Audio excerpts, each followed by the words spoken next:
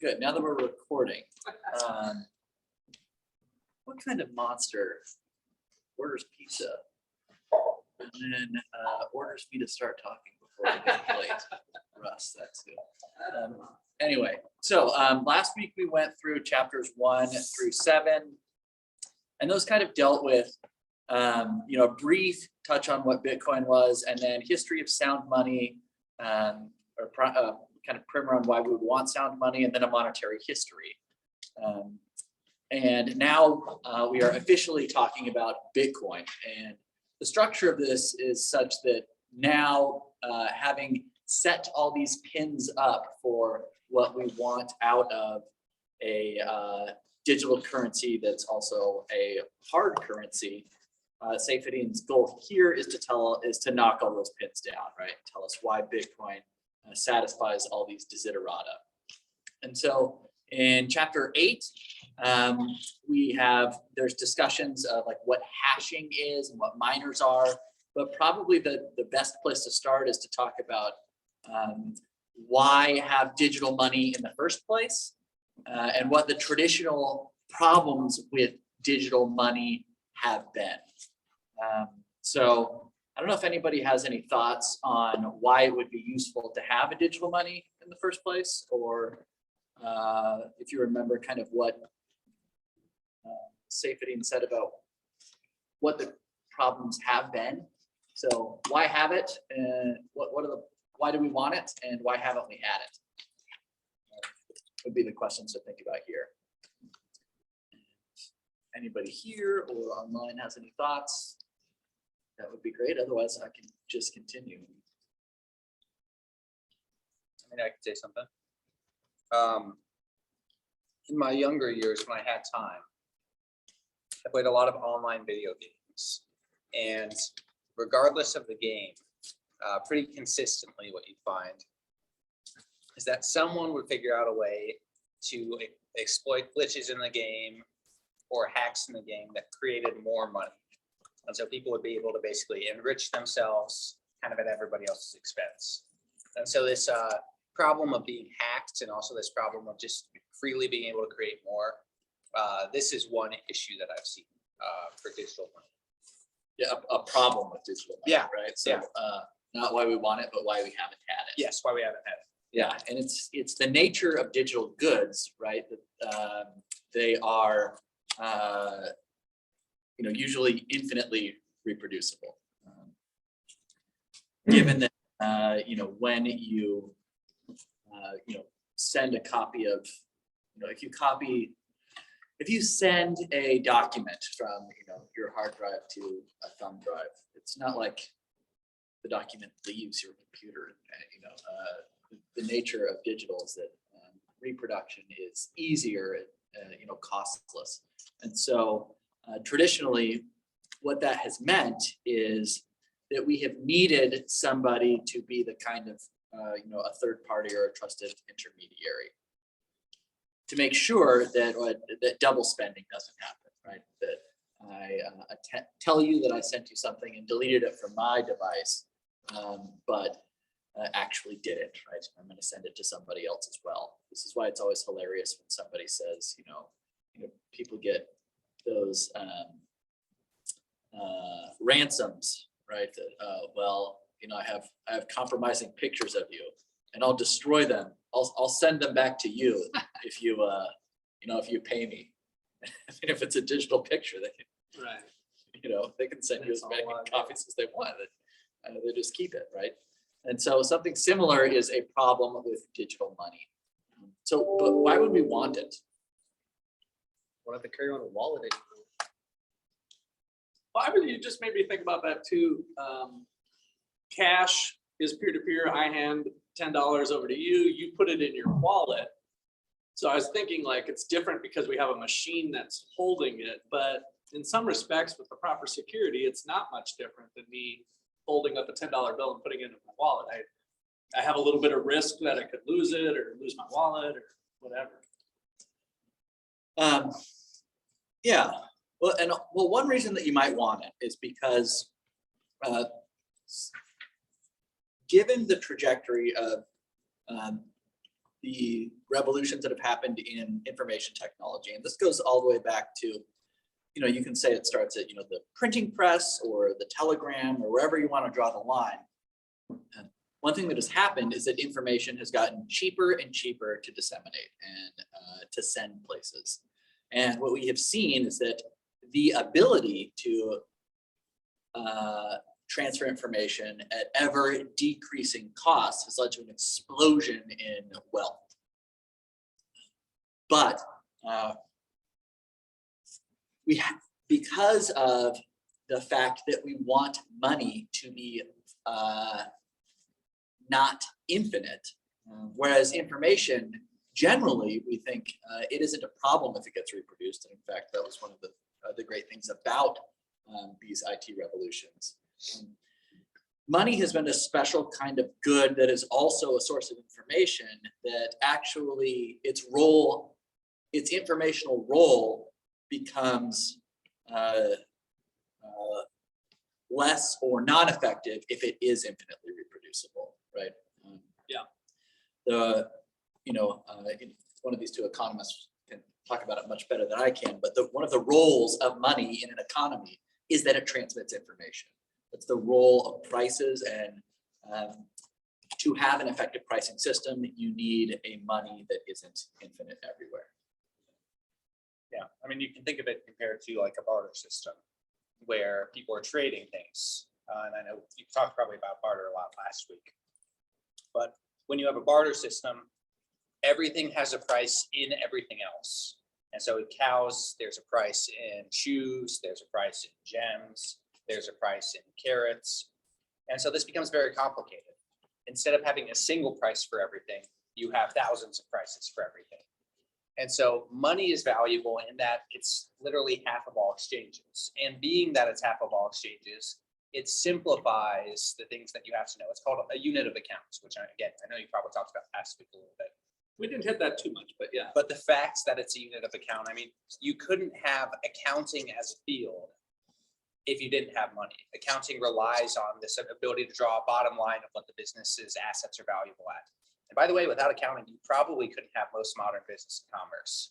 You wouldn't know how efficient your different parts of your firms were if you couldn't use accounting techniques. It gives us a quick way to measure relative value. So if something's $10 and another thing's $5, you immediately get it kind of calculated. Whereas if one thing's worth a pizza and another thing's worth half of a chicken, you're kind of left wondering, is that worth it or not if we have things measured in different units, which is the same thing we face when we have global currencies. You travel to a different country and something's measured in pesos, and all of a sudden, like, is that good or bad? And you have to know how it compares relative to the dollar. And so having a single unit of account, if that ends up becoming the world's currency, there's lots of efficiency gains that way. So I do have a question then, and it's one Justin basically already asked, which is that, so we're talking about money and its value, but these are all good things that money has already done, right? Like dollars have done this pretty well. So if it ain't broke, don't fix it. Why do we want digital money? Or why could it be good? Maybe you don't want digital money, but why could it be good? What are some upsides, if there are any?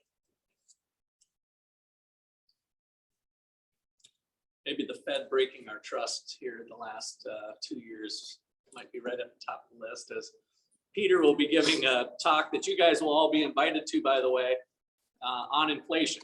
So that's going to be a talk that he'll give. It'll be in the evening. We'll send out information on that. So in order to, if you have a high level of trust in the government that they'll be responsible with managing the quantity of money, then maybe it's not so bad. Yeah, I was gonna say, let's take as given, I agree with you, Russ, that's a big thing in terms of money, but let's ignore right now political questions and say, is there just at all any benefits having digital money apart from political considerations? It's a question I'm actually asking, I've been thinking about since Justin asked. Anybody at home? Go ahead. Freedom, the desire to, the way you want to spend it, rather than having a trust in a third party, or like need to have the second party available to have an exchange. If you have a digitalization, I think you don't have those boundaries. Like as Russ said, I won't mention the political, but Fed, governmental laws, regulations and all. And I think it's make it more clear, smoother and transparent. Yeah, that's a great point. Yeah, and you're certainly right that this is a political concern, but it's also not, in that anytime you have a third party could say no for any reason. Before we had our modern economic system, we had, economic systems characterized by fiefs and serfdoms. And oftentimes if serfs wanted to buy things, they had to go ask their lord first if they were allowed to buy things. And so that's like a third party requirement. We like that we can just go and buy things. We don't like the idea that we would have to get approval from like Visa, MasterCard to buy something. Here are two additional answers to the question. One is that we would want a digital currency that's like a digital cash that doesn't need a trusted third party. Also for things about speed, right? Because there are ways to do large account settlements between even governments right now and large firms, but those usually take only US dollars or euros or special drawing rights. And large transactions in any of those take days to complete. And so one benefit of having a digital currency that is as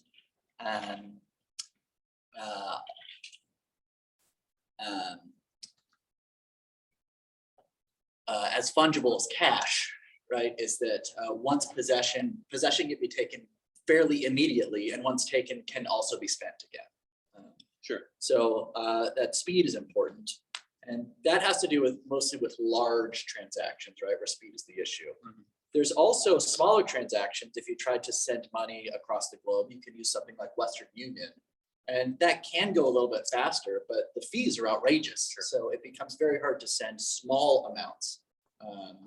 Or, I mean, not even like minuscule, but like human level amounts of money, where the fees end up being outrageous. And so those are two additional reasons why we would want a digital currency that's similar to cash, and that you can send it directly to somebody else quickly and with very low fees. I had a question about fees, actually. I mean, it's probably, I realize we're jumping the gun and you're not actually talking about Bitcoin per se yet, but I'd like to hear more about like why Bitcoin has transaction fees in the first place, if it's supposed to function like cash. Like if I buy something on OfferUp, I like using OfferUp, like I usually pay cash, and obviously, I mean, there's no taxes in that, like it's, all off the book, but that's just a cash transaction. What is the point of Bitcoin transaction fees when that's not even government taxes? That's just, transaction fees. Great question. There is a limit to the amount of transactions that can be done on the base chain of Bitcoin right now. And one way to order transactions such that if you really want them to be done quickly, you can make sure that they get included in the next block, is to set your own transaction fee higher, to say like, I'll pay for my transaction to be included in the next block. Whereas if you don't really care, you can set the fees for your transaction very low. So if you're just dealing like in between friends and you don't care so much whether or not they get the money within 10 minutes, but you want them to have it by tomorrow, you can set your fees pretty arbitrarily low right now. Given that that space on the next block is limited, transaction fees help the market essentially decide which transactions to include in the next block. So if you really need something done quickly, you can get that done. So that's one reason why we have transaction fees. The second is because, in this chapter, they get into the purpose of mining, and what Bitcoin miners do is validate transactions, right? So the Bitcoin network needs miners to be working to validate transactions. And for the first 5 years, there were no transaction fees on any Bitcoin transactions, specifically because the blocks weren't full. So there wasn't any demand, there was no, if you put a transaction, it was going to go through. But the reason people mined in those first 5 years or so were because the block reward, that is the reward you got from the Bitcoin network itself was enough to motivate miners to continue mining. Now, that block reward gets halved every certain number of blocks. It's like every 4 years or something. And right now it's, I think, 6.25 is 6.5, 6.25, I think, Bitcoin per block. And so that still is enough to essentially motivate miners to mine, but eventually that block reward goes to zero. Yeah, I and when guess. block reward is zero, then the incentive for miners to continue doing the mining will be solely from the transaction fees that they are getting. That won't, Yeah, it won't okay. go to zero until 2140, but so Yeah, I was those gonna- are the dual. Can I add one thing, Justin? Yeah.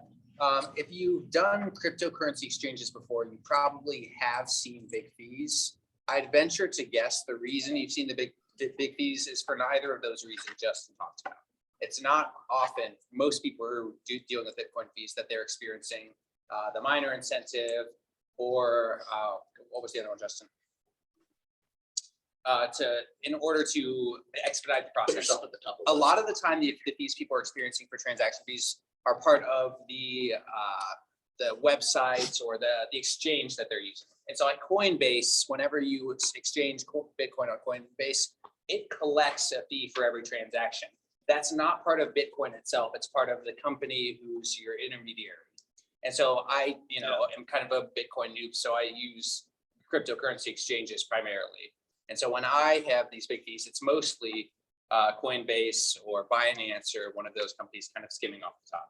And that's more like Charles Schwab charging you a fee for buying the stock. It's not like NASDAQ is charging you that Yes, fee. that's exactly right. And they're not inexpensive on small potatoes. I tried to make some easy money, quote unquote. And I put in $100 intentionally thinking I'm gonna make money over the next few days, even when Bitcoin had fluctuated quite a bit. But so I can't remember exact numbers, let's say $20. So it went from 100 to 120. I'm like, I did the front end fee, the back end fee. And by the time that was all said and done, I think I was down to like $9. I was between the fee in, the fee out, and then something else was withheld. I might be a little bit off. Profit was down to nine. My profit was down to 9, yeah, after paying the fees. So the fees were pretty substantial on a $100 investment is my point. So that those third-party intermediary fees are definitely up there. So people buying and selling, Coinbase thinking they're being a hotshot trader usually are ignoring that. They're not taking the time to think about the front end fee and the back end fee and how much they're actually making. None of what we're saying should ever be taken as trading advice, but I would also say that I always, advise people not to do day trading because it seems like a really easy way to lose a lot of your money, given that these markets are very illiquid, and so they're able to be, at least in the short term, more manipulated than you can manipulate. Right. Yeah, that was my only short term in and out. Justin knows that I have a long position in Bitcoin with more money, but this was just a fun thing when it dropped so low one time. So good advice. Okay, so yeah, that had to do with fees. We talked a little bit about the traditional problems of digital scarcity, and then we talked about the traditional problems with digital money transfers. Those were speed and cost, and that it was a digital transfer of a traditional currency. We talked about political reasons, or we talked about not talking about political reasons for why we would want to avoid. We can open that back up. I just wanted to think of some others first. Because I think that's the elephant in the room. The book focuses on that one a lot. And so I'm fine with that being opened back up. I wasn't trying to totally table it. Yeah, so we should, I mean, I think that there are definitely political reasons why we would want to avoid trusted third parties. And I think especially trusted third parties that also happen to be the state, right? I think that, if you look at what's happened in places like Canada recently, where bank accounts get frozen, one of the things that has happened that you've seen in Canada, and this is like as of like yesterday, was Did that they freeze some of the trucker deal Mhm. accounts or? they I heard froze that. bank accounts of people who just donated. Oh, wow. To, Did they uh, really? Yes, and then they have started trying to freeze bank accounts where people were trying to take a large sum out of their bank account because they wanted to have the money out of the banking system. So, Wow. yeah. Also, I think Brian Armstrong is the CEO of Coinbase, had a tweet saying that people in Canada should get their money off of custodial systems, of which Coinbase is one, right? How about the Russians? You know, I don't know if I'd want my money in a Russian bank if I was a Russian citizen right now with the global freezes going on and then Putin alone with the control of the account. I mean, just, you can kind of go down the line here recently and there's some good reason to kind of look for an alternative. Yeah, well, the CEO of Coinbase said that, and then he actually got reported to the Canadian feds Did he really? for advising people to self-custody their own Bitcoin. That just goes to Yeah. show that this does seem to be a threat to people who want to keep the ability to freeze your account, right?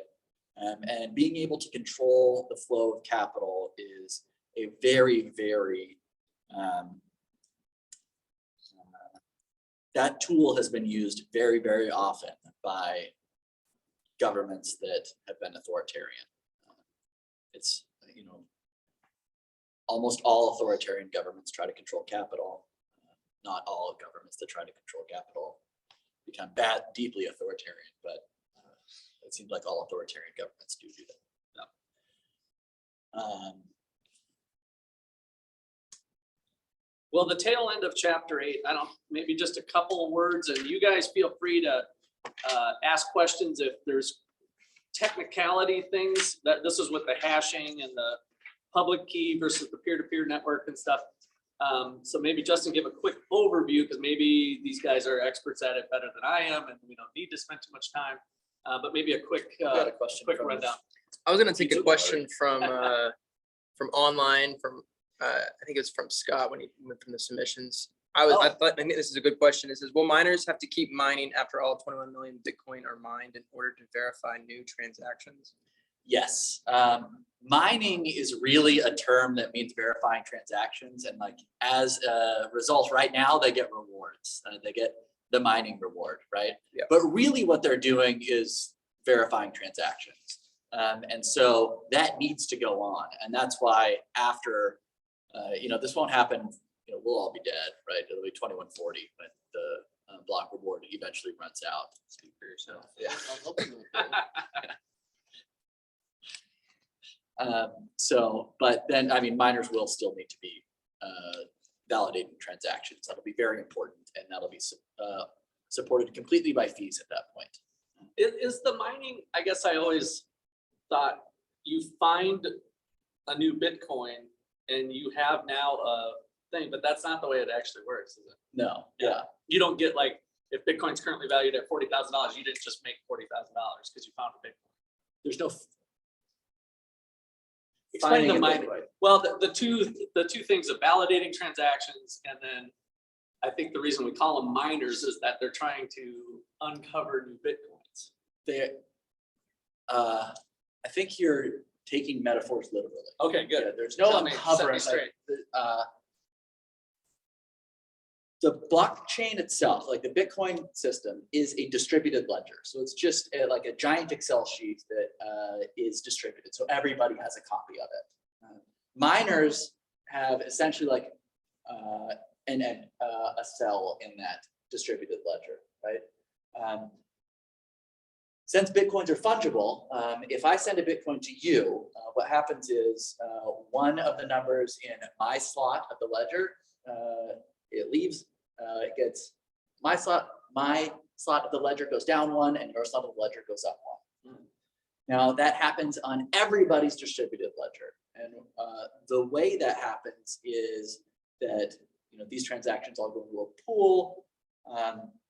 what miners do is, well, they solve the SHA 256. There's a hashing algorithm, which means there's a math problem that's very, very hard to solve, but it's trivially easy to verify. So a bunch of computers go to work on trying to brute force solve this problem. The first one that solves it, they get the Bitcoin block reward and plus the fees for that block. So then their number, their cell in the spreadsheet goes up by right now 6.25, right? And it goes up in everybody's spreadsheet because that new update to the spreadsheet is the block that gets released to everybody. 6.25. Bitcoin. Yeah. So if you're, What does that translate to dollars? if they're $40,000 right now, it's like It 74,000. Yeah. Okay, so it is that money. Okay. Yeah. This glosses over the fact right now that a lot of Bitcoin miners are operating pools, so They share they it. share it. Yeah, Yeah. sure. But sometimes still individual miners, this does happen. But if you think back to the Rhinestone example from the first chapter, right? The whole point of the Rhinestones is that they didn't actually, it's not like the Rhinestones moved from one person's house to Yeah, another. right. There was just a kind of general meeting in the town and everybody said, okay, now Bill owns the Rhinestone, whatever. Yeah. That's what happens every 10 minutes in the Bitcoin system. A new block gets pushed because a miner says, I cracked this block. Every other miner, though, it's very, very hard to mine a block. It's trivially easy to see that that was the correct answer. So this is why there's this huge asymmetry between mining a block versus verifying a block. And that's really important to the integrity of the system because you want anyone to be able to call BS when somebody says bingo, right? Somebody has to be able to show their bingo card. And you can say like, you don't have the O or whatever for this metaphor. But once that happens, it just goes out to everybody that miner's slot in the ledger, that miner's,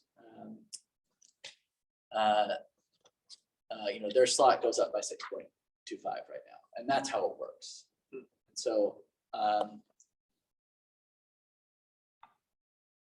that's one of the reasons Bitcoins are fungible is that, one of the problems with digital currencies originally is that we thought, well, we would have to have something that we somehow send to somebody else. Yeah. But if you try to send it, digitally, you still have a copy. So your fraction went up from, let's just say, 1/8 to 2/8, but it's of the whole ledger. So that's how you gain value. The miner who found the new one, their fraction of I'm trying to think back to the stones, that their fraction went up when they unlocked a new block by some amount. I was just picking 1/8 to 2/8. So Yeah, well, you're saying going up by 6.25. So then their fraction of kind of the overall effectively went up.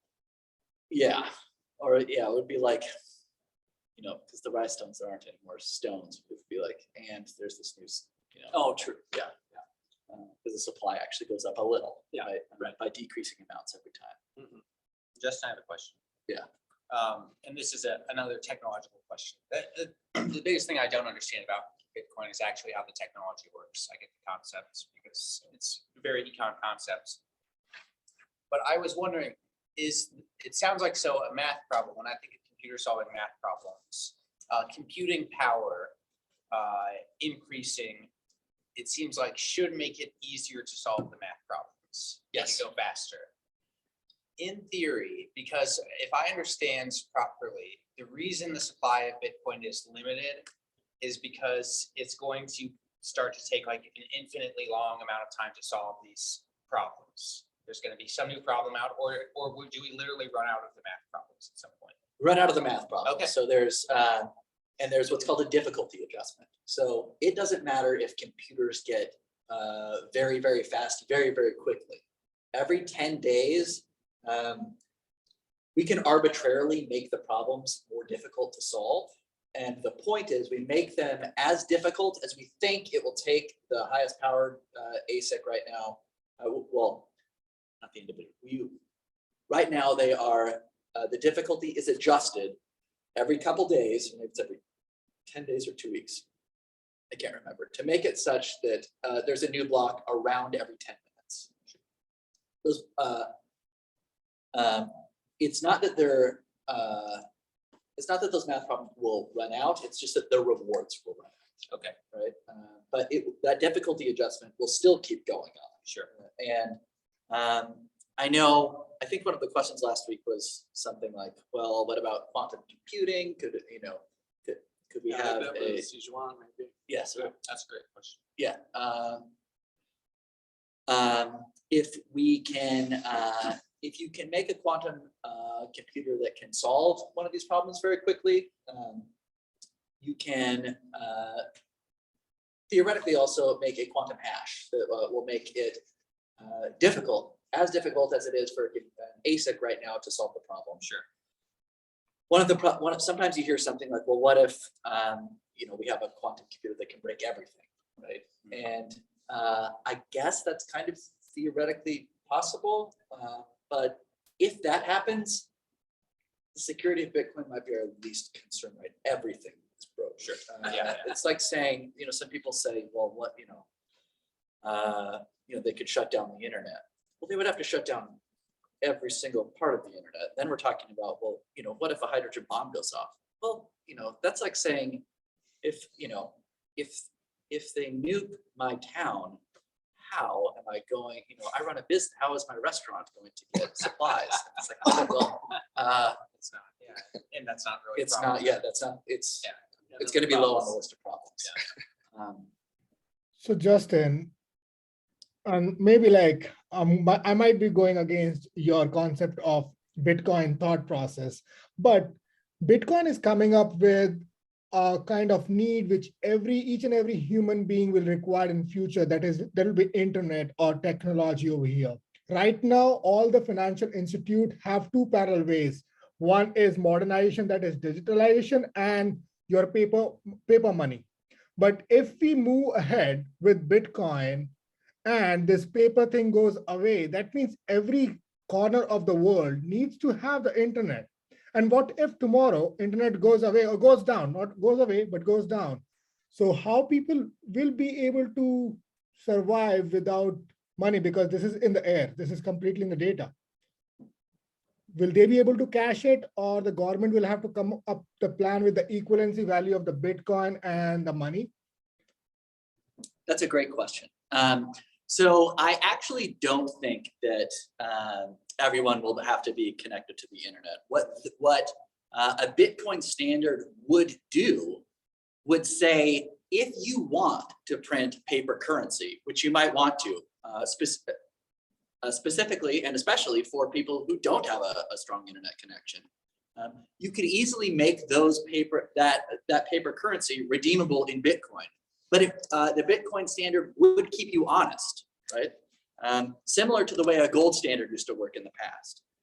And so I actually don't, it's actually going to be, it is practically impossible today to put all of our current transactions on the block on layer 1 of the Bitcoin blockchain.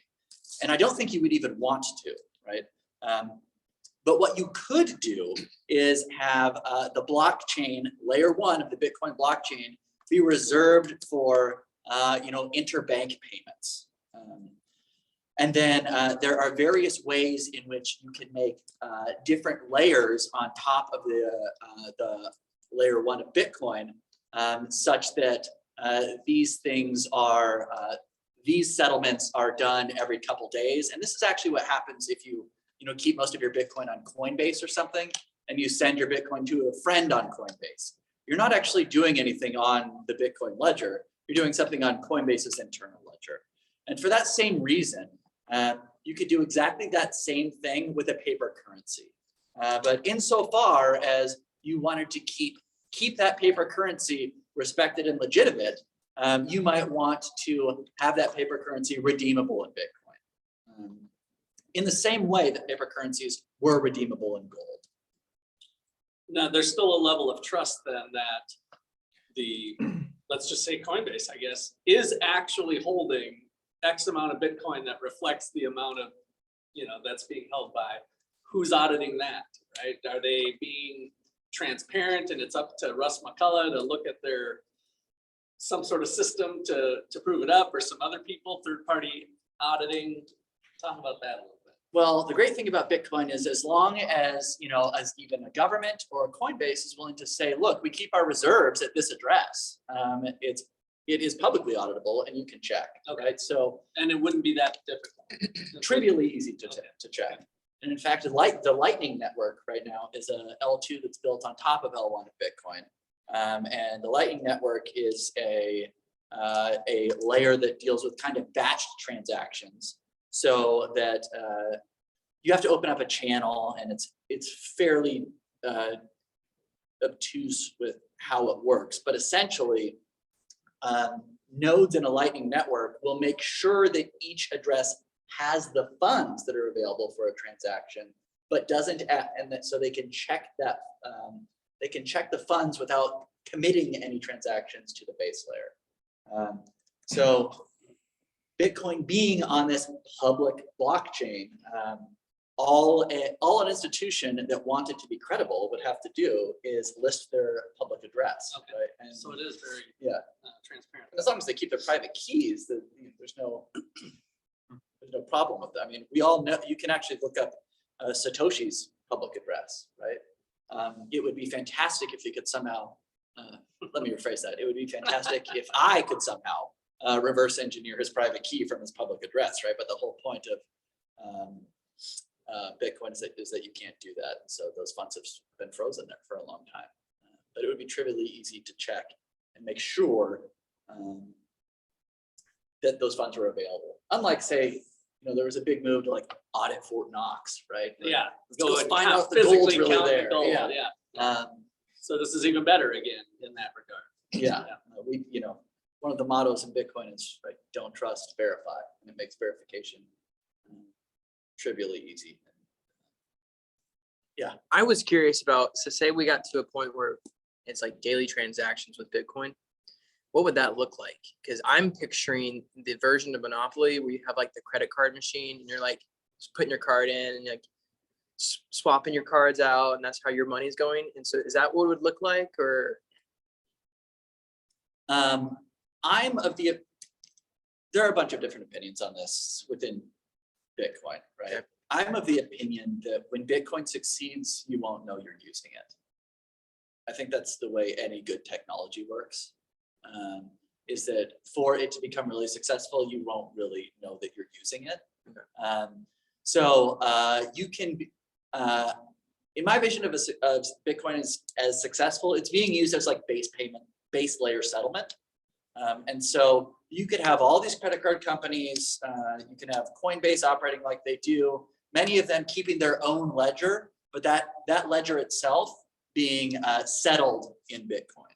So all the, the monetary systems that you might use today can be, I think for the most part, you could find something analogous to that with a settlement in Bitcoin.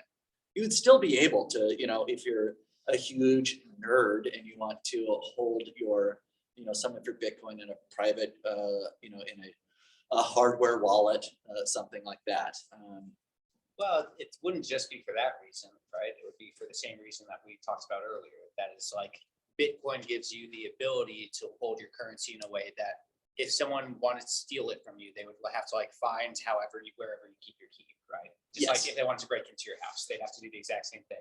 And so as soon as we get away technologically from people knowing how to do that, they are sacrificing a little bit of that ability.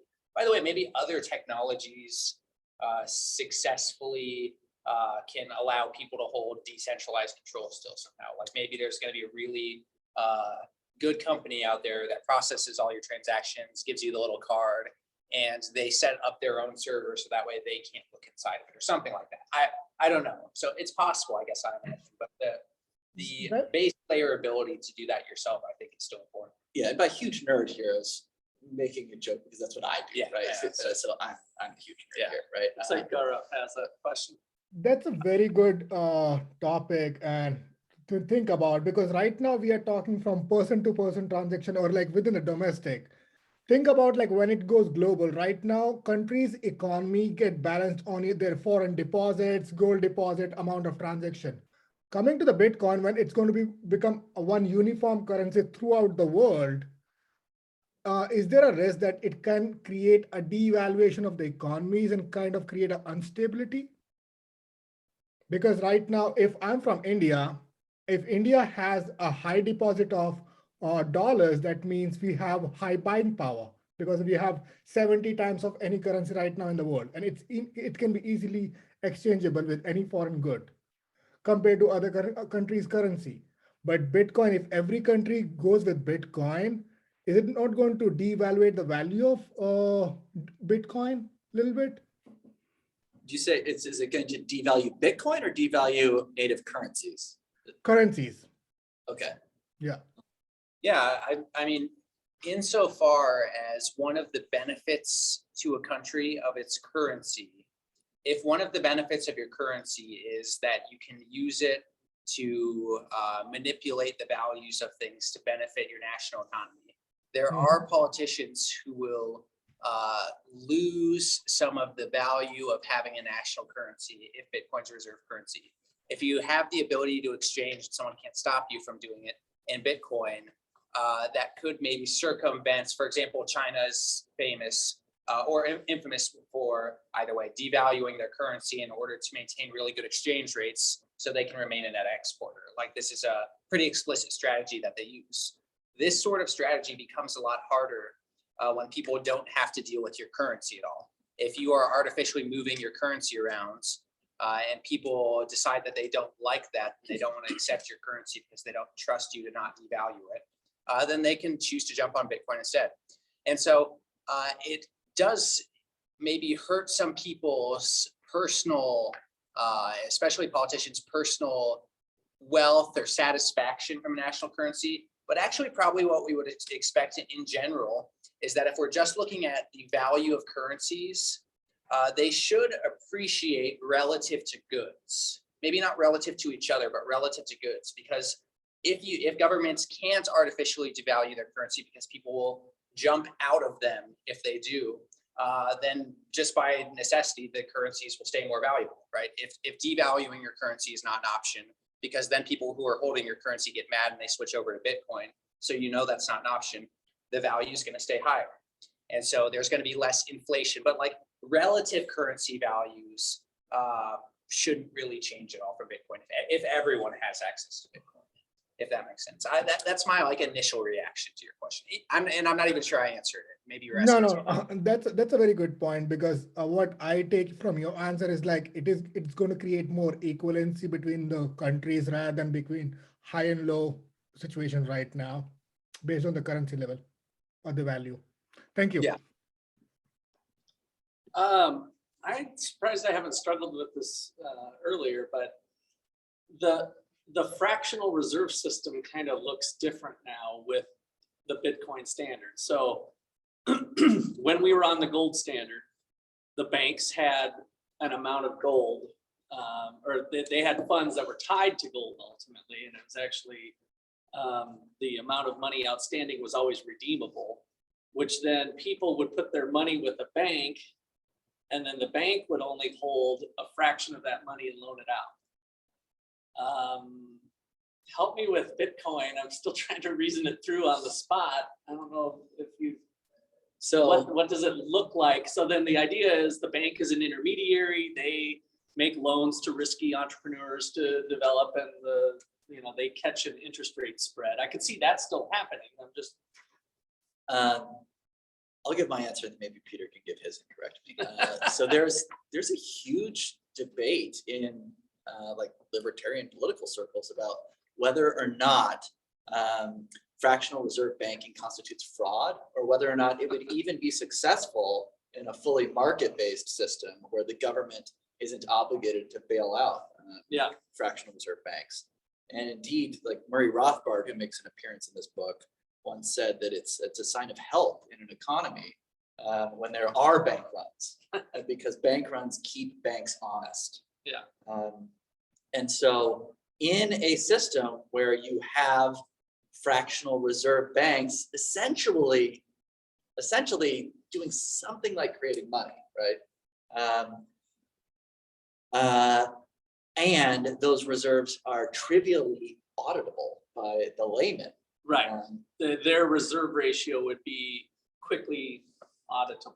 Yeah, and it seems like that would, if there is going to be fractional reserve banking, it seems like the fraction would be a lot higher. It seems more similar to investment banking is what you're doing. You own Bitcoin, you have $100,000 of Bitcoin, and you're like, well, this isn't earning a very good interest rate, right?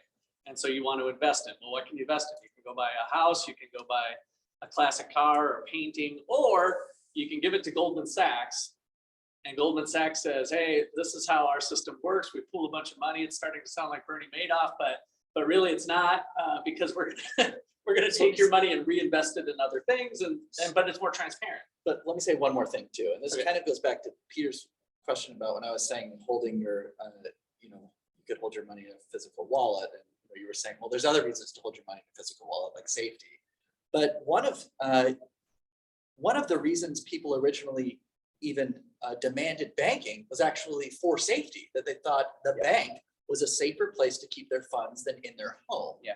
Yes. Because That's why I use a bank. Yeah, I don't do it to earn interest. There's no Yeah, interest there and anymore. so even a fully reserved banking where you have to just pay a fee, right? You don't expect a return, but you want somewhere safe to hold your funds. That might be something, that might be a sector of banking that gets a lot more play in a fully Bitcoinized world. I do want to interrupt here because it is kind of interesting, and either Russ or Justin might have a correction for me here, but I don't think so. I think I'm right here.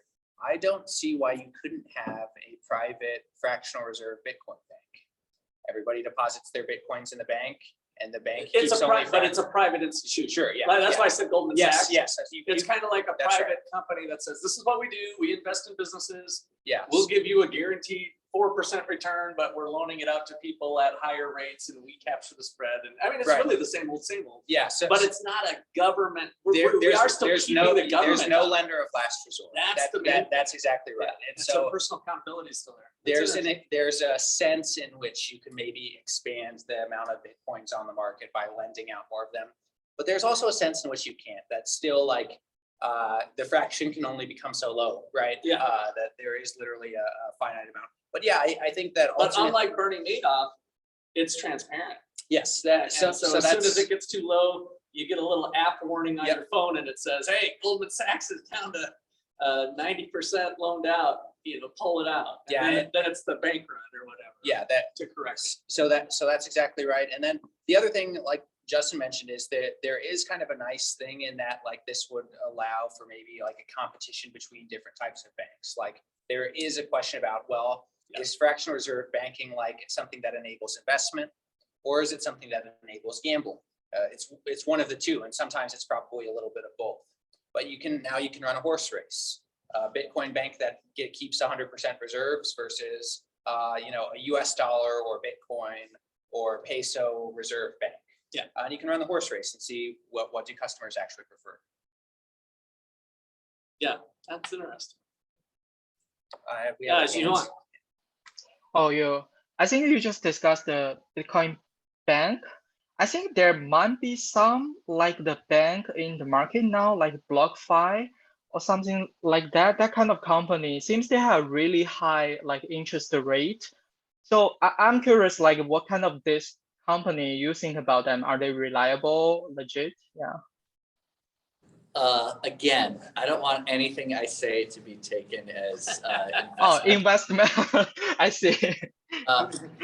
BlockFi, I know they give great interest rate. They have a great interest rate if you are willing to store your Bitcoin with them. To me, that sounds very risky. I've been around since, before the Mt. Gox days, when, rugs get pulled occasionally and. Even recently, BitConnect. Yeah. In 2012. BitConnect, You can Google BitConnect. yeah. It's a big So- scandal. So this is the thing about what I think Bitcoin does is it actually marries risk to reward. And there's a high interest rate because I think it's risky. So what if you want a solution that I think is objectively not very risky, there's like Casa.hodl. They have some third-party custody solutions. They're not cheap, but they're very, very safe. And you know, they are solutions such that, you know, even if the government subpoenaed them, they would not be able to give them your data. You know, their whole motto is, you know, if you can't protect it, don't collect it.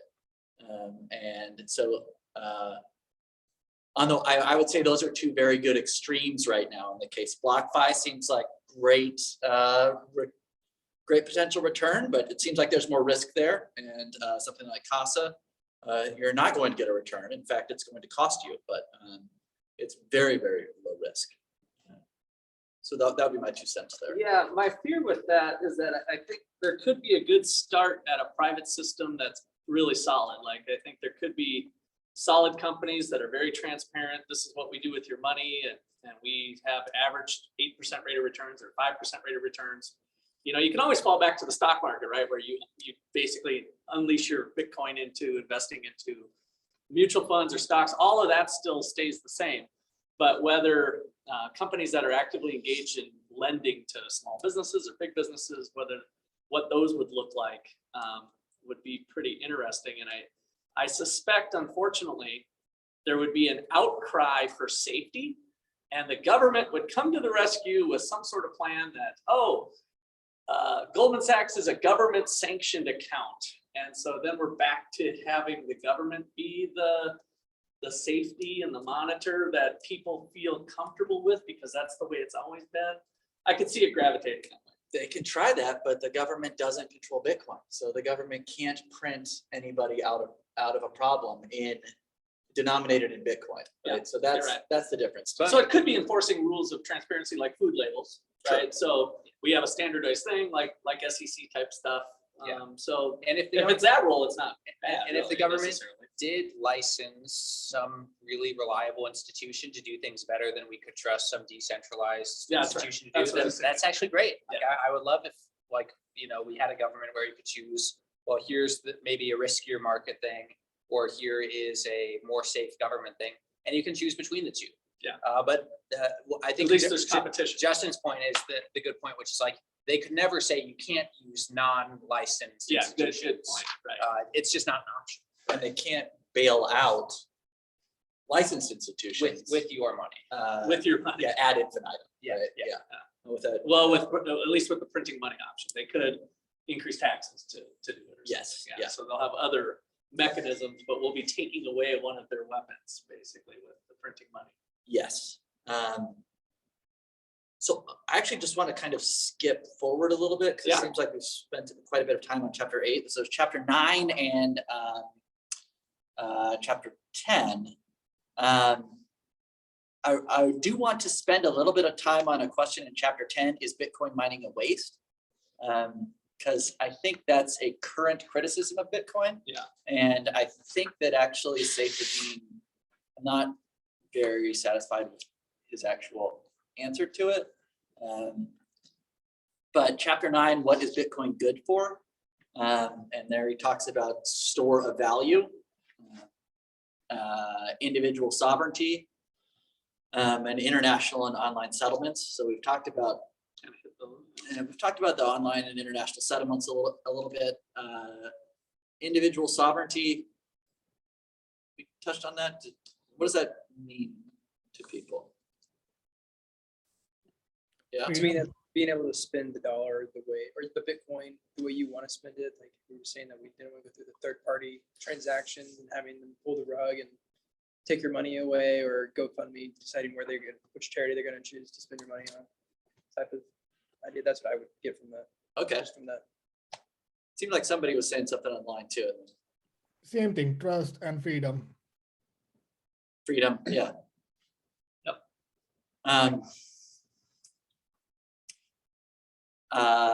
And I think that individual sovereignty and store of value kind of go hand in hand. It's great to be able to spend your dollar the way that you want, but being able to save your dollar the way that you want is really important too. And to be able to travel without having to forfeit your dollars at the border is very important.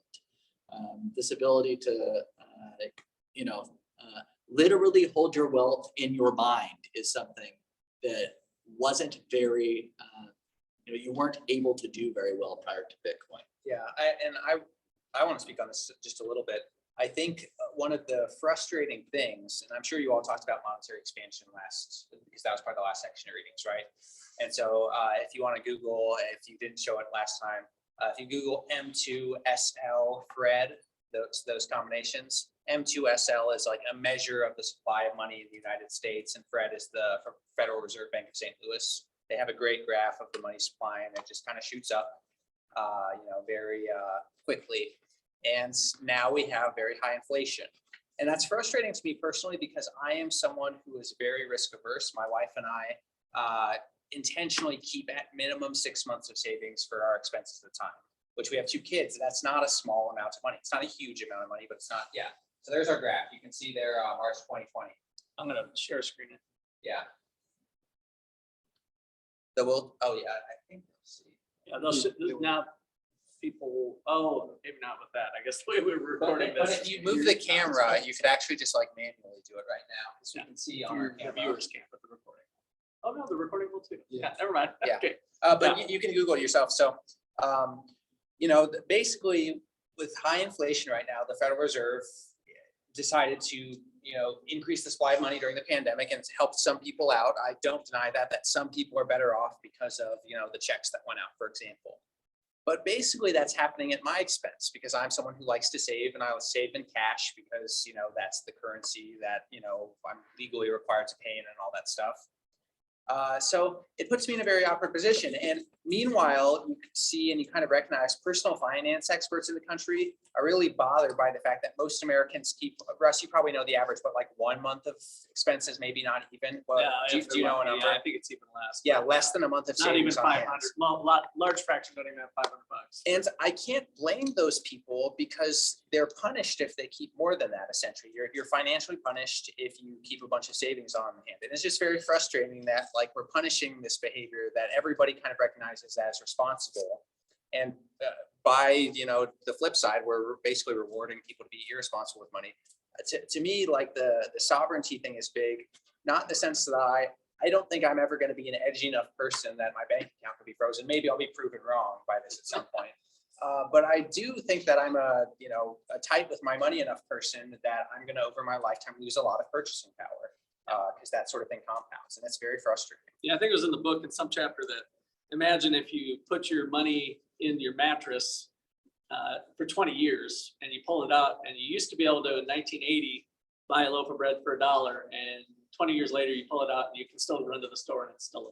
Yeah. Right. So it maintained its purchasing power. Yeah. For that same amount. And so to me, that's the biggest innovation of crypto on my view. Of course, that might not literally be for everyone, but.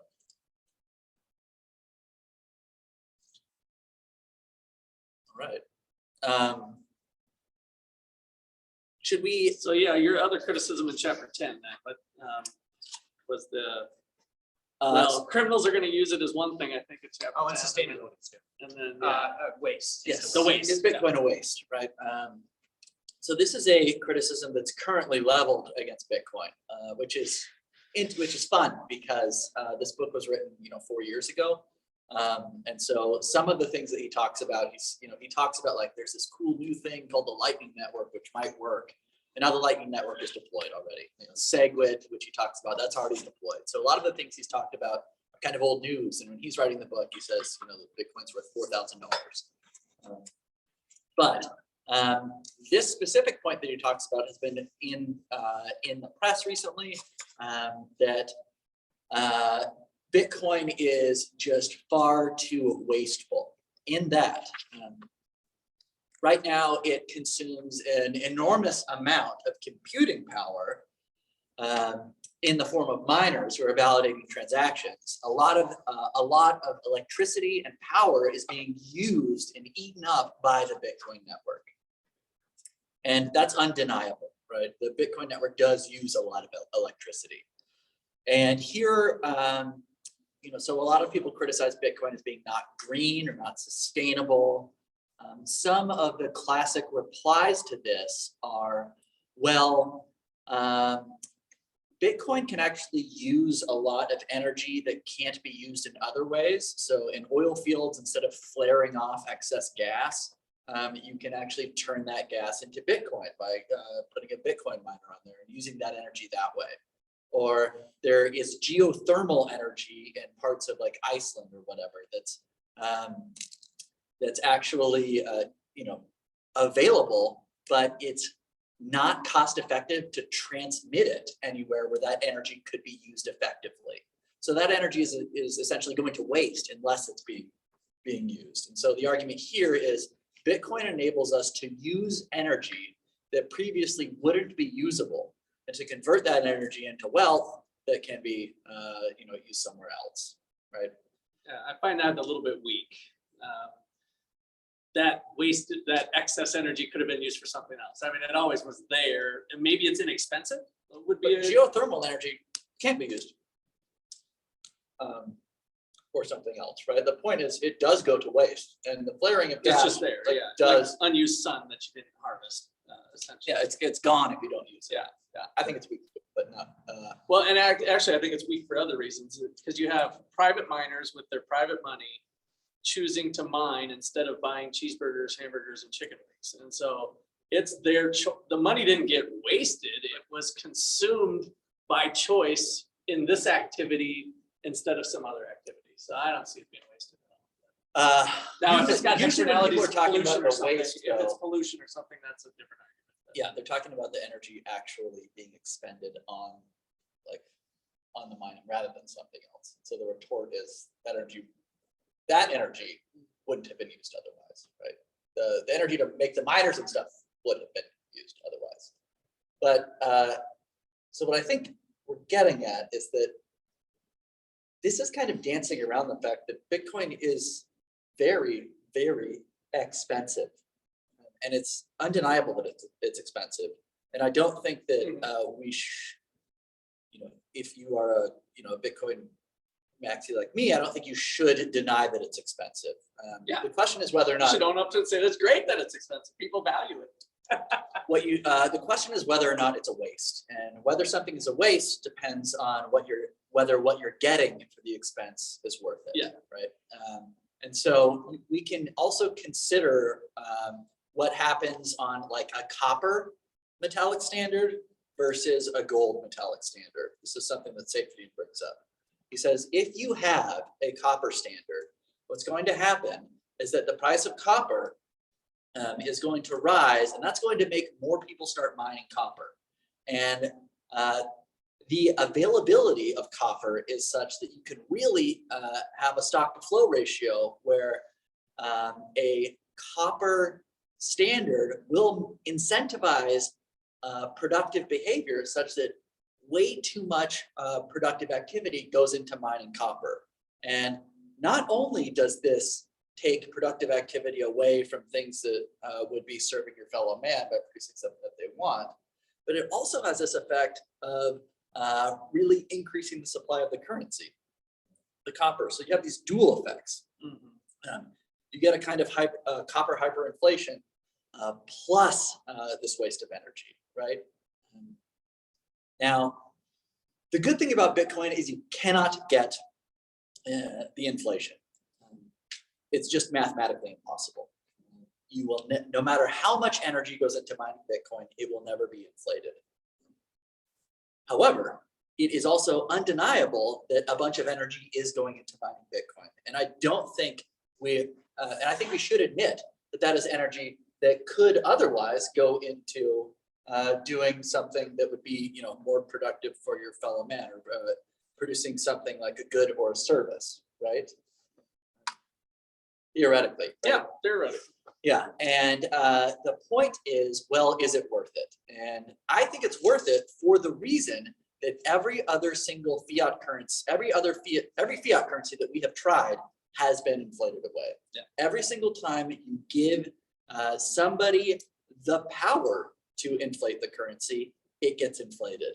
The only way to have it not be inflated seems to be to make it physically impossible to inflate and to set it up in this adversarial nature such that no matter what you throw at it, it can't be inflated.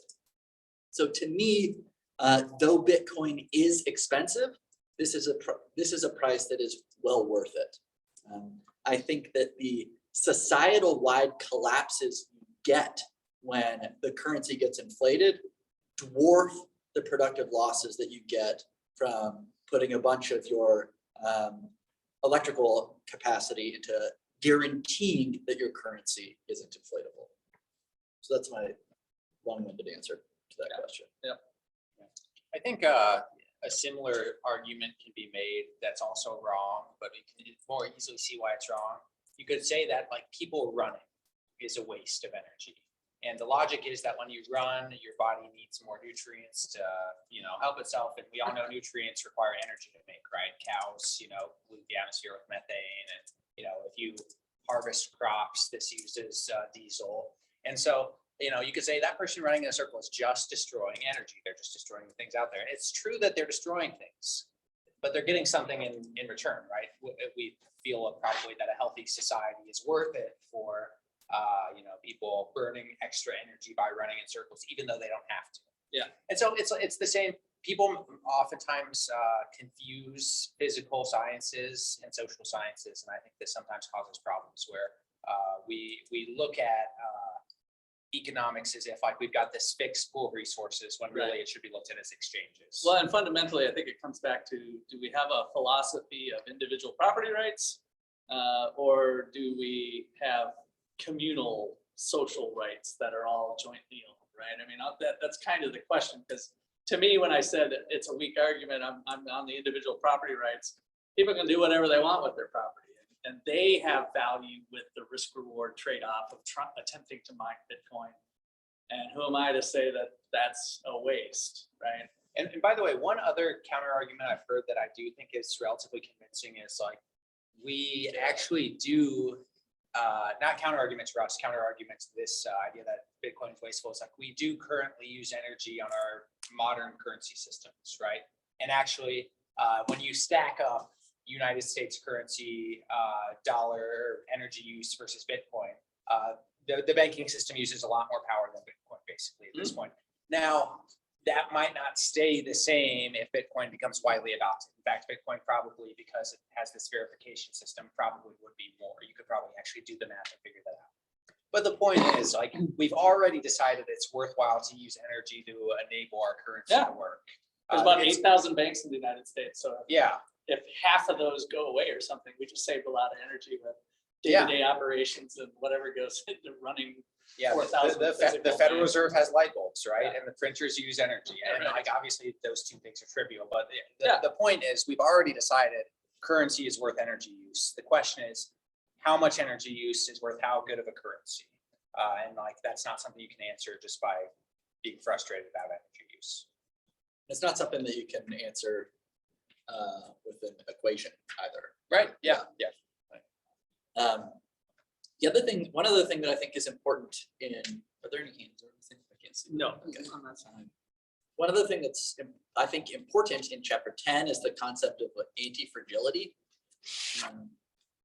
So that's a concept that was, famously coined by Nicholas Nassim Taleb. And things are anti-fragile when they gain from disorder, and rather than disorder, kind of, making them more vulnerable. And the claim is that Bitcoin is anti-fragile. And as evidence for this, Saifedean puts forward all the attempts by governments to either ban or regulate Bitcoin. And if you Google like Bitcoin is dead, you're going to find a bunch of amazing results. Bitcoin has been announced dead like thousands of times at this point. This will be the final thing that kills Bitcoin. And so this gets back to the conception of Bitcoin that we find in chapter 8 that's put forward by Ralph Merkle, who's invented Merkle trees.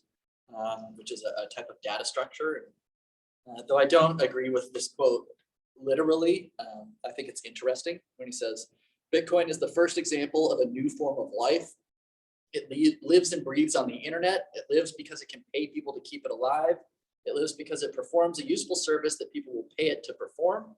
It lives because anyone, anywhere can run a copy of its code. It lives because all running copies are constantly talking to each other. It lives because if any one copy is corrupted, it's discarded quickly and without any fuss or muss. It lives because it is radically transparent. Anyone can see its code and can see exactly what it does. It can't be changed. It can't be argued with. It can't be tampered with. It can't be corrupted. It can't be stopped. It can't even be interrupted. If a nuclear war destroyed half our planet, it would continue to live uncorrupted.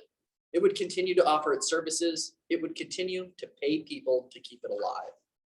The only way to shut it down is to kill every server that hosts it, which is hard because a lot of servers host it in a lot of countries and a lot of people want to use it.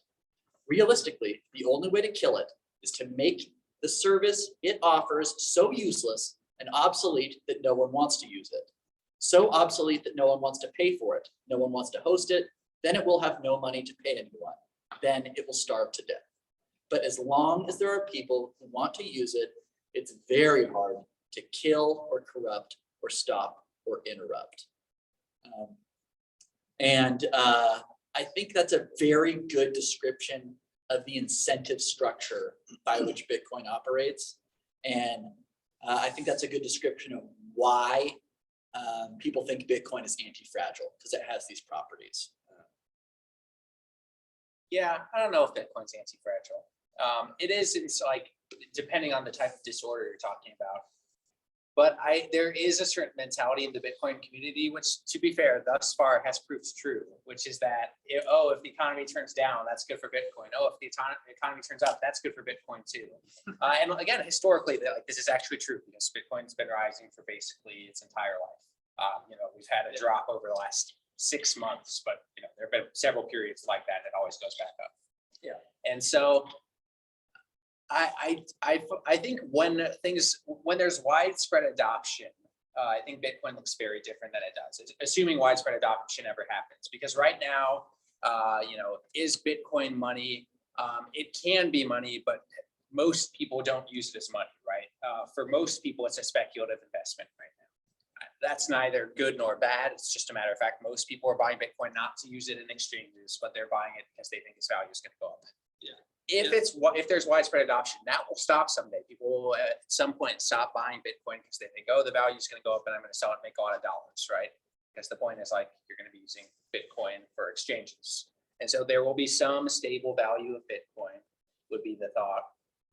And when that happens, I think like any other currency, we can expect that it's going to run into times where there's like ups and downs, just like the dollar could lose value based on the economic health of the US economy. So too could Bitcoin lose or gain value based on the economic circumstances of the world economy, right? It's possible. It's maybe less fragile than the dollar. We could say that, but I don't think it's anti-fragile, at least not forever. I don't think it will be anti-fragile. Well, I mean, anti-fragility doesn't mean like it's never. Well, it means you gain when things are going bad, and it can't be true that you gain when things are going bad and you gain when things are going good as a property of the thing itself, right? At some point, you're either anti-fragile or you're moving with the trend. It's one of the two. Yeah, what you were describing, which was Bitcoin people saying it's good, Bitcoin's good, whatever, right? Yeah. Whatever, come whatever it may be. That's not anti-fragility, right? Sure. Then they would have to be bummed out if things went smoothly. Yeah. But I think like Taleb also says something like human bodies are anti-fragile, right? They benefit from stress. He doesn't mean that like if you take a hammer to somebody, it will make them better Right, off. But yeah. just in general, like a good amount of stress. is Yeah, good for there someone. are aspects of disorder which Bitcoin thrives in. Yeah. And it seems true in the very weak sense. Yeah. There. Yeah, not in the financial sense though, necessarily. And by the way, it might end up being an anti-fragile asset, but then it's also not like a real estate asset where it gains when the market's going up. It's either going to gain when the market's going up or gain when the market's going down, but it's not going to do both. Like in the long run, it can't be that way. Yeah. Or like the idea that it would be great for Bitcoin if civilization ended, right? Because that's obviously not true Yeah, yeah. either, right? Half the population gets wiped out or something, yeah. I mean, it's definitely not money right now, at least the way it's defined in money and banking class and economics. Except Money in is- El Salvador. Yeah, money is something that's Sure, generally, yeah, no, that's true. Yeah, but you're right. but even in El Salvador, money is something that's generally accepted as a means of payment. Now, in El Salvador, they said, businesses, you have to accept it. And so, but still, does that mean there's not a little bit, Oh, you sure, didn't accept it, you know what I mean? So right now, it's not money, maybe one possible exception, El Salvador. I don't know how that's shaking out. down Yeah, there. I'd be interested to see what's left on the ground. All right, so yeah, we're getting close to the time, Justin. Where do you want to wrap this thing up? What are some of the hot topics you want to still hit? And then you guys feel free to raise your hands at any point here with final thoughts or questions that you have. Yeah, I think that. I have Take one thing to notes. say, and I think it's a corollary of the thing I said about Bitcoin not being a waste, even though it's expensive, is sometimes you hear people say, I'm in favor of blockchain, but not Bitcoin, right? And I think that's wrong and I think Saifedean is right about this in the book for the reason that it's wrong, is that for the same reason that Bitcoin is very expensive, and blockchains are very, they are good for a very specific set of purposes, and they are computationally expensive because you have to store distributed copies of a ledger everywhere, right? That's what a blockchain does. And since that is difficult and computationally and expensive and hard to do,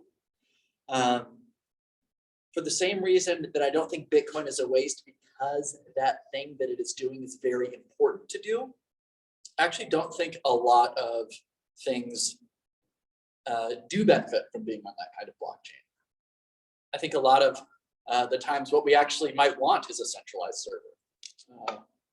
I think that a lot of layer 2 solutions have centralized servers, and that's fine so long as they're being settled on this distributed server on the layer 1. So yeah, I think blockchain became a buzzword a couple of years ago, where there was a story of like a company adding it to their title, and their stock price like tripled overnight when they it had nothing to do with blockchain. They just put the word blockchain in their title, and their stock went way up. But Maybe they're a marketing firm. That makes sense. blockchain marketing, right? Yeah, that'd be perfect. So that would be, I think that's the other side of the Bitcoin is expensive, but it's not a waste. Other side of that coin for me. I guess now's a good time for any last questions. And if not, we can talk about a few more things.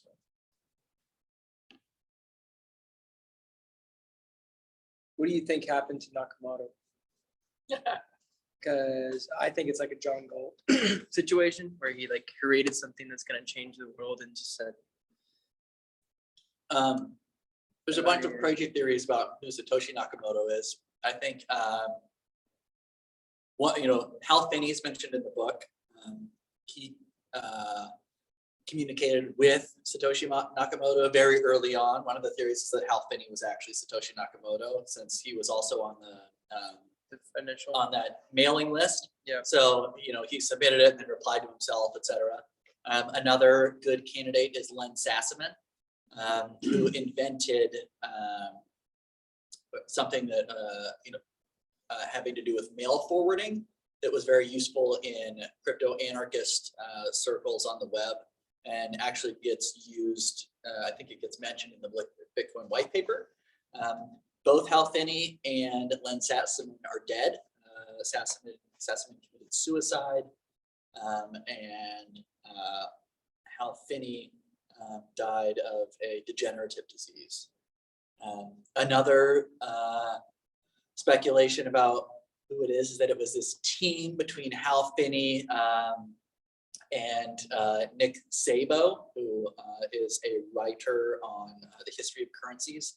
He wrote, if you look up Nick Szabo, S-Z-A-B-O, Shelling Out, he has a good history of the development of currency, and it's from shells to blah blah blah. He was also on this list, and so one of the theories is that he did a lot of the white paper, and Hal Finney wrote the code. I think it's actually fantastic that we don't know. And I think it's better that And what way. about this Craig? Yeah, He's not. Craig, that's right. yeah, No. no way. I'm 100% certain Craig, that's right. Is not. Satoshi Nakamoto. Yeah. Yeah, I agree with Justin. It's a benefit that it's not known. Even if there was a Satoshi Nakamoto, if you understand blockchain, I think that people would still know, at least people who understand it would still know it's incorruptible. But there would still always be a group of people who don't fully get it, who would say, no, this guy's gonna get in there and change it, right? Like if there's a leader of something, you feel like they can steer the ship. And there are other cryptocurrencies that, by the way, have either people or boards who try to steer the ship. They influence supply, they make little changes to what the currency can do, they engineer their own wallets, We're things talking like a few that. more Dogecoins. Yeah, and I think it's a benefit to Bitcoin that like the founder of Bitcoin really is Bitcoin. Like that, there's no company, there's no nothing stands out in people's mind about Bitcoin except Bitcoin and maybe insufferable Bitcoin users. Like those are the two things, right? So, well, since you mentioned me. Yeah, so there's no, interestingly, people have tried to steer the ship of Bitcoin, right? Craig S. Wright tried to patent the Bitcoin white paper. He has tried to put forward different versions of Bitcoin SV, Bitcoin Satoshi's vision. So a lot of people try to fork off Bitcoin. Gavin Andresen was the handpicked successor to Satoshi. And in 2017, Gavin Andresen and a couple other very heavy hitters in the Bitcoin community tried to make Bitcoin hard fork and increase the block size. And what this would have actually done is made it very difficult for individuals who aren't at the corporate scale to run a Bitcoin node and validate transactions. And the actual Bitcoin community, there was a big fight over this, and he lost. Gavin Andresen lost, and so we have a history of people trying to kind of steer the ship of Bitcoin, and who have not even saying I'm the king of Bitcoin, but people who legitimately rose through the developer ranks to become very senior in the Bitcoin developers, who try to steer the ship and they just get told no, it's not going to happen the way you want it to. So there's a history of rage quits that's very fun to look through too. All right, well, this looks like a good spot to wrap. We have some details to send out to you guys with the exit survey. And then what we'd like to do is have you buy $50 worth of Bitcoin and show your receipt along with your receipt for your book, and then email that to Nate or Luke. I guess who we're gonna have, Luke? Yeah, to Luke, sorry. And so Luke will be communicating with you guys in order to get your Bitcoin, but that exit survey is important for us and our donors so that we can report back and continue to have programs like this. So please get in there and get that taken care of. And then we're gonna, on the form, we're gonna have to see if you'd prefer like a check or Venmo. We kind of put other, maybe we can accommodate if you've got some other Cash App or something.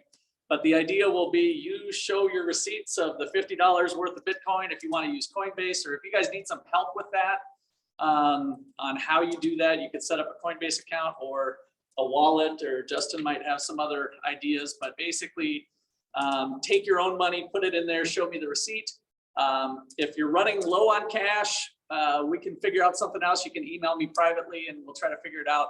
Otherwise, it'll be pretty easy to just reimburse you for that with the book purchase plus the $50 of Bitcoin.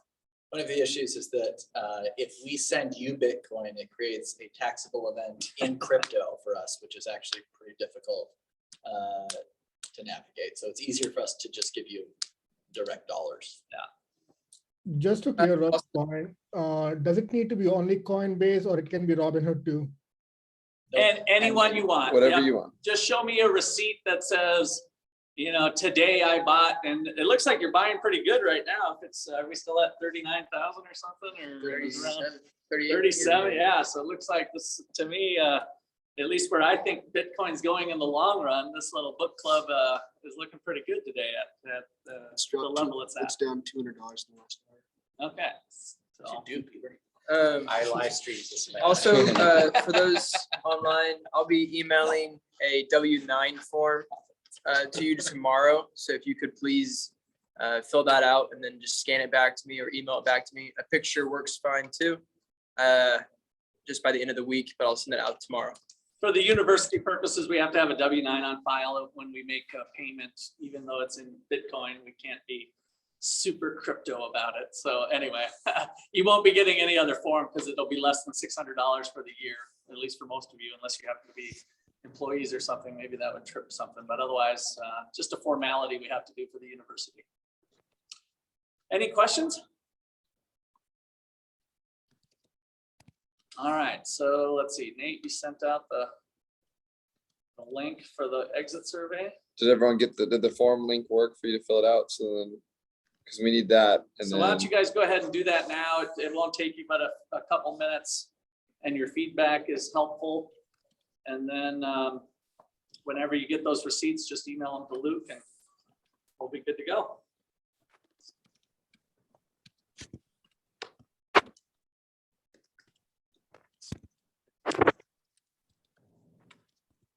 And Jaden, did you have any questions? It was kind of hard without your camera there, but I didn't have any questions. I thought it was really nice. I really enjoyed reading this book and going to the meetings. okay, great. Yeah, sorry you couldn't make it tonight. It was nice to have you on campus. I'm glad you got here once at least, Jaden. And we're also going to have that inflation event talk where it's going to be kind of a big talk on it. It's called Inflation Fools. And that one will also have some Bitcoin for high school students only. So that'll be another Bitcoin opportunity for you, Jaden. And maybe you and some friends or something can come back to OU. What date is that again? March 8th. March 8th. March 8th. Yep. So just a few weeks away. It is also on Tuesday night. And so it'll be here in the same room that we had, but we're expecting a pretty large crowd for that because we're going to offer some extra credit opportunities for some of our college students. So it'll be a mix of community members, college students, and high school students. So hope that you can join us, Jaden, and maybe bring a couple friends along as well. Yeah, I might check that out. I really enjoyed going to these meetings. Like I don't know, I saw a money book and I did not think I was gonna enjoy it as much as I did, but it was pretty good. Great, glad to hear it. So, and then anytime you want to talk about college with OU, we have some different scholarship opportunities and stuff. So don't hesitate to give me a reach out to one of us. And if you're college shopping, we'd like you to consider OU, and you could be a part of the Gortney Institute activities as well. Sounds good. All right. Well, once you guys are done with the exit survey, feel free to jump off. Appreciate y'all joining and look forward to seeing you at some future events. Thank you.